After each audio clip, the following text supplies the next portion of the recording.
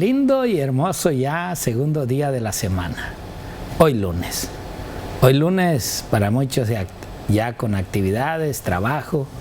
Pero recuerden, siempre es bonito antes de ir al trabajo meditar un poco en la palabra de Dios. Y hoy que este estudio, que es redención costosa y perdón generoso. Y vaya, que si no costó nuestra redención.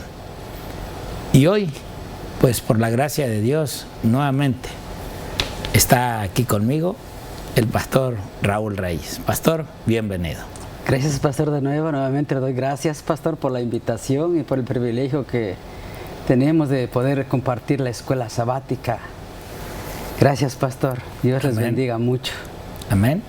Bien, pastor, si le parece bien, vamos entonces en oración. Vamos a invitar al Señor. Oremos. Señor y amante Padre, Sí, Señor. Gracias por un día más en esta semana. Gracias, Señor, por el estudio de tu palabra, porque cada día, Padre, es un alimento diario a nuestro espíritu, a nuestras esperanzas y a la fe, Señor, Sí, Señor, que estamos, Padre, obteniendo a través de ella. Rogándote, Señor, que en esta hora tú te manifiestes, Padre, en cada corazón, en cada oyente, en aquellos, Señor, que también están repasando estas hermosas lecciones. Sí, Señor. Pido, Padre, de tu Espíritu y ruego, Señor, para que tú fructifiques nuestro espíritu y podamos, Padre, ver la luz cada día más cerca de nosotros. Rogamos de tu bendición, te lo pedimos y te lo rogamos en el precioso y bendito nombre de tu Hijo Cristo Jesús. Amén. Amén.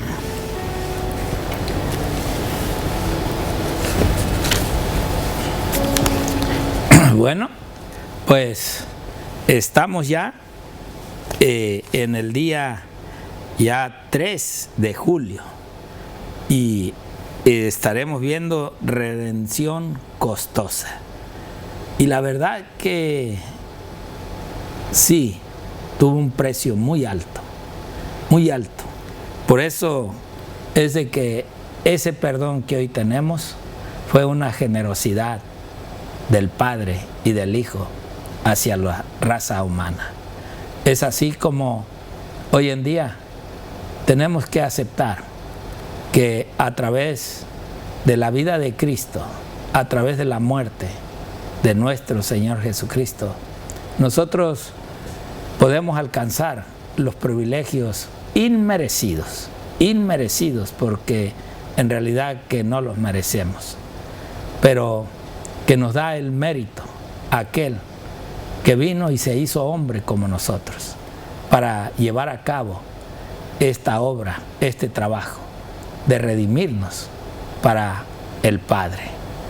Por eso es que el escritor de este libro dice: el pecado había sido una fuerza tenebrosa y dominante en la vida de la audiencia de Pablo.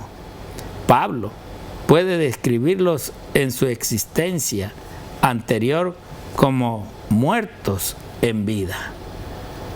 Y era verdad, y es verdad.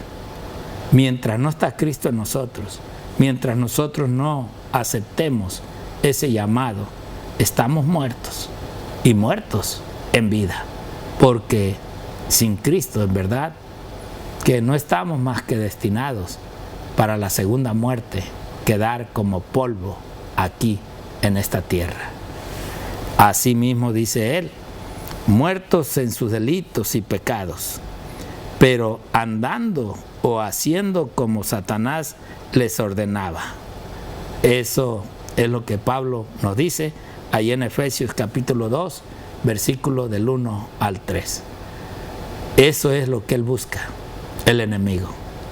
Que nosotros nos sintamos con fuerza, con vigor, capaces de lograr por nosotros mismos lo que en realidad no podemos. Y estoy hablando de lo que es la segunda vida. Y digo segunda porque aunque moramos aquí, va a haber una resurrección y ahí se otorgará ya sea la vida nueva en Cristo o la muerte eterna. Asimismo, dice el escritor, esclavizados al pecado y a Satanás, no tenían la capacidad de liberarse, necesitaban rescate. Y Dios así lo hizo mediante sus actos de gracia en Cristo. Y Pablo celebra 2 nuevas bendiciones de la gracia de Dios en la vida de los creyentes. Miren qué lindo, ¿no? Qué hermoso saber que podemos obtener una vida eterna. Y no te estoy hablando de esta vida, te estoy hablando de la futura, de una vida que alcanzaremos. Hoy por hoy podremos ir al descanso, podremos descansar, ya sea por viejos, por un accidente, una enfermedad, pero la segunda vida que el Señor nos está ofreciendo es una vida eterna, una vida en la cual vamos a gozar de todos los privilegios que se pudo haber gozado si a nuestro primer padre no hubiera caído en pecado, en desobediencia a Dios. Es así como se produce la redención y el perdón a través de Cristo Jesús. Es así como alcanzamos ese privilegio en el cual no viene del hombre, sino a través de Cristo.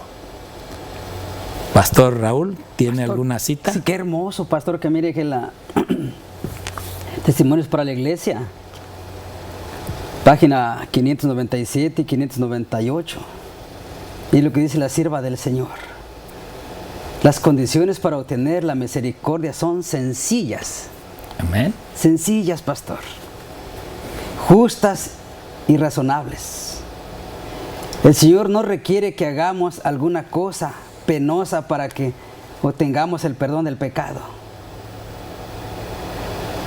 No es necesario que hagamos largos, fatigadores peregrinajes o dolorosos penitencias para encomendar nuestra alma a Dios del cielo para expiar nuestra transgresión. Pero el que confía en sus pecados y se aparta de él, hallará misericordia. Esta es nuestra preciosa promesa dada al hombre caído para animarlo a confiar en Dios de amor y buscar la vida eterna en su reino. Amén. Pero interesante, pastor, que mire que hay otra en el camino a Cristo, páginas 54 y 55, dice la sierva del Señor también, pastor. Dice, nuestro Padre Celestial, dice, aborrece el pecado, pero ama al pecador. Pues se dio en la persona de Cristo para todos los que quieran y puedan ser salvos y gozar de eterna bienaventuranza en el reino de gloria. ¿Qué lenguaje más tierno y poderoso podría haberse empleado para expresar su amor hacia nosotros? Declara, ¿se olvidará acaso la mujer de su niño mamante de modo que no tenga compasión del hijo de sus entrañas? Aún las tales le pueden olvidar, mas no me olvidaré yo de ti. Isaías 49:15. Lindas palabras de parte de la sierva del Señor para hoy en día, ¿no? Y yo creo que estas palabras, estas letras que se han escrito para que el hombre entienda que en verdad es solamente a través de la aceptación a Cristo y el abandono al pecado, el abandono a la falta de la honra de Dios. Hoy en día se ve que en realidad el nombre de Dios lo están queriendo poner por los suelos. Y eso no se va a poder lograr, aunque se hable, aunque los actos de algunos que dicen ser cristianos, de algunos que se dicen estudiosos de la palabra de Dios, pero que no cambian su vida. Hoy en día, en realidad, el mundo está lleno de pecado, de desobediencia, de faltas aún a la moral.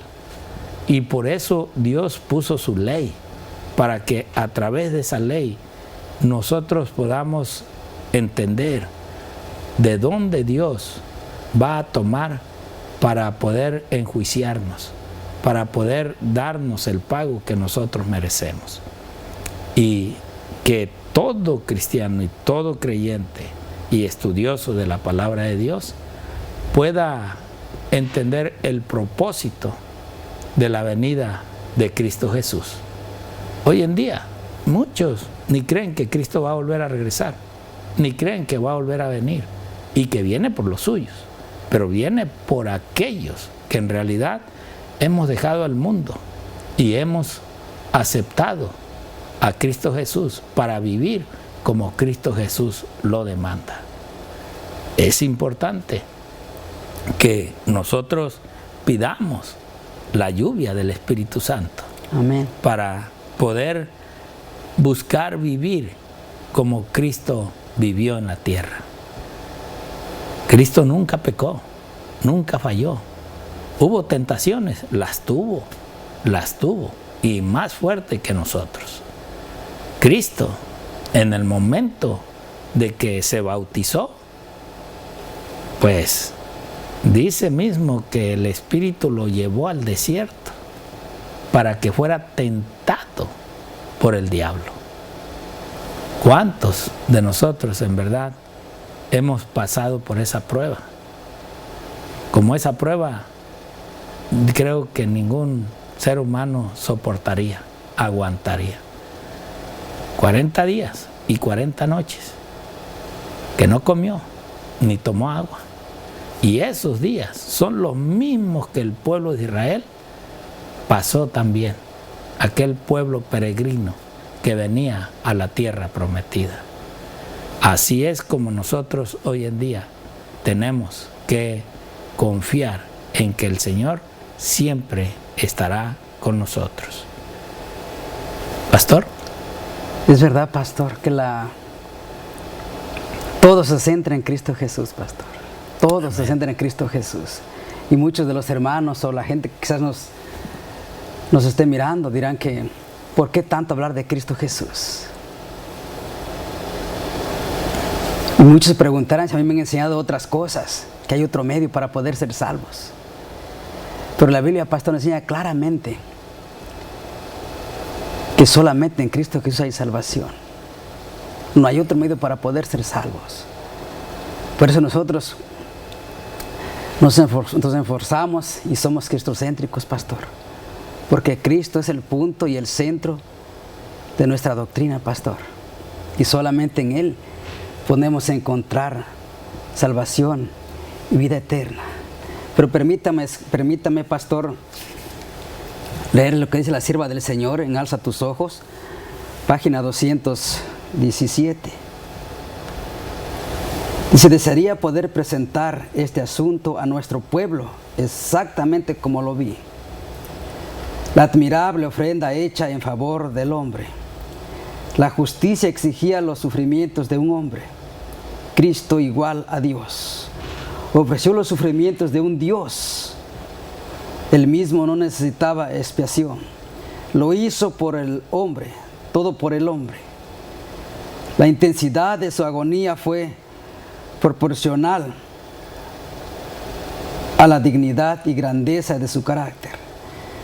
Nunca veremos ni comprenderemos la profunda angustia de los sufrimientos del Inmaculado Cordero de Dios hasta que palpemos cuán hondo el abismo del cual hemos sido rescatados. Qué atroz es el pecado del cual la humanidad es culpable. Y por fe nos apoderemos del perdón total y completo. Solamente en Cristo Jesús, pastor. Amén. Hay ese perdón. En Cristo Jesús solamente hay la salvación y la vida eterna. Solamente en Él, pastor. Fuera de Él no hay salvación, ni perdón de pecados, ni vida eterna. Solamente en Cristo Jesús tenemos perdón de pecados y vida eterna, pastor. Amén. Bueno, dice acá la lección: ser redimidos es ser tratado como una persona, no como un objeto. O sea, realmente cuando Dios nos redime con amor. Nos trata como trata a su Hijo y a todos los ángeles. Cuando Él hizo el Hijo ese sacrificio, en realidad es porque quiere tratarnos como trató a nuestro padre Adán al principio. Porque cuando cayó en pecado, pues vimos las consecuencias.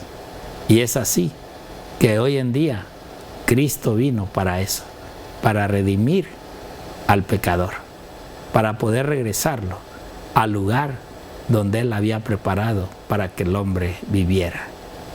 Y asimismo, dice acá, es llegar a ser ciudadano del cielo en lugar de un esclavo de la tierra. Fíjense, Dios no nos va a ver diferentes. Dios no nos ve diferentes cuando a través de la sangre de Cristo Jesús somos redimidos. Dios nos ve como sus propios hijos. Dios nos ve como algo de sí mismo. Por eso es que cuando hizo al hombre, dijo, hagamos al hombre a nuestra semejanza. Y eso es precisamente lo que Dios quiere volver a poner en la raza humana. Pero solamente aquellos que aceptamos en realidad la vida de Cristo en nuestra vida. Llevar ese carácter del Señor.